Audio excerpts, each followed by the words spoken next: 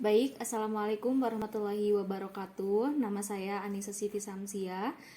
Di sini saya akan membahas tentang data warehouse yang beranggotakan Abdul Yusuf, Reki Regian Muhammad Syafiq, Alea Giska Andini, dan saya sendiri Anissa Siti Samsia. Di sini saya sebagai pemateri pertama yang akan membahas tentang OLTP dan OLAP. Apa sih OLTP? OLTP atau Online Transaction Processing adalah sistem yang dirancang untuk memproses transaksi secara real time seperti pemesanan di restoran atau transaksi perbankan. Dan sedangkan OLAP atau Online Analytical Processing digunakan untuk menganalisis data yang lebih kompleks dan agregat, mendukung pengambilan keputusan bisnis, contohnya seperti menganalisis penjualan bulanan untuk menentukan tren dan pola dalam data penjualan. Kemudian di sini ada contoh konsep nyata OLTP-nya seperti saat Anda melakukan pembelian di toko, data transaksi langsung diperbarui dalam database. Dan ini ada contoh konsep nyata OLAP-nya, yaitu analis penjualan bulanan untuk menentukan tren dan pola dalam data penjualan.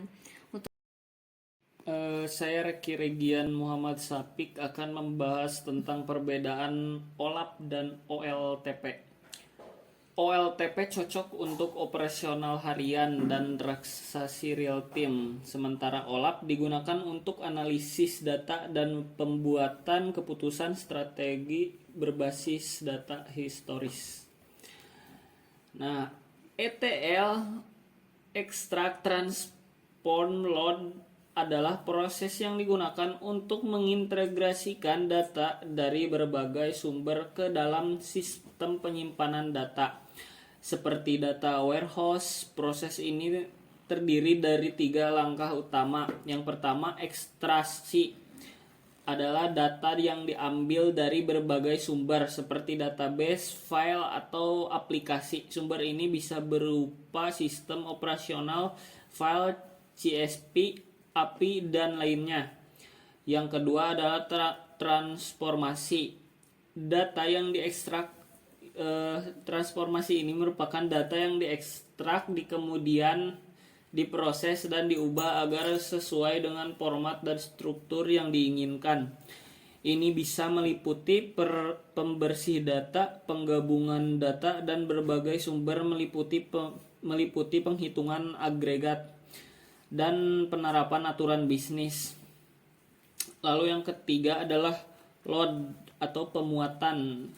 Data yang telah ditransformasi dimuat ke dalam sistem penyimpanan data seperti data warehouse atau database analitik, di mana data tersebut dapat diakses dan dianalisis oleh pengguna.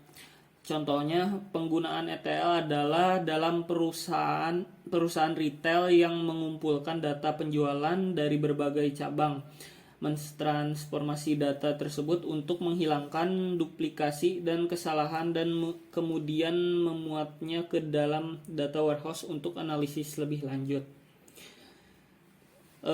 Contoh konsep ETL adalah penggunaan dalam perusahaan retail yang mengumpulkan data penjualan dari berbagai cabang. Adalah sistem yang dirancang untuk menyimpan dan menganalisis data dalam jumlah yang besar. Nah, data yang dikumpulkan dari berbagai sistem operasional akan melalui proses ETL sebelum masuk ke data warehouse. Data kemudian diolah, dibersihkan, disatukan, dan diringkas agar siap digunakan untuk pengambilan keputusan bisnis. Kemudian, di sini ada konsep nyata data warehouse. Apa saja konsep nyata tersebut? Yang pertama adalah ada sistem kasir untuk transaksi penjualan, lalu ada sistem manajemen gudang, dan yang terakhir ada sistem keanggotaan pelanggan.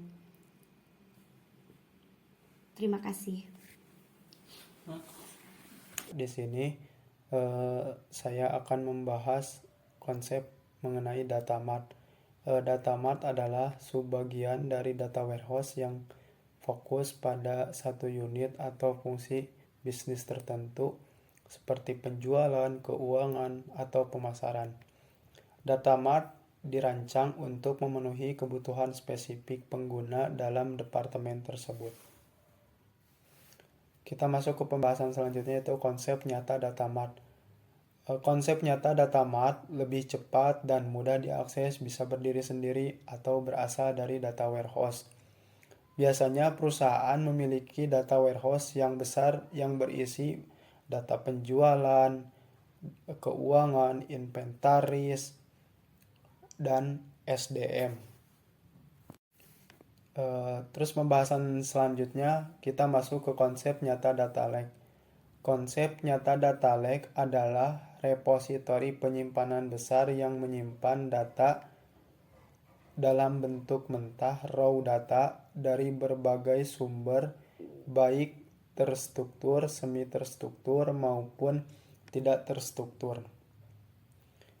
Konsep data lake biasanya diproses untuk analisis performa kampanye digital, digunakan untuk sentimen analisis dari ulasan pelanggan, dan digunakan untuk pelatihan AI yang mengenali gambar produk. Terima kasih.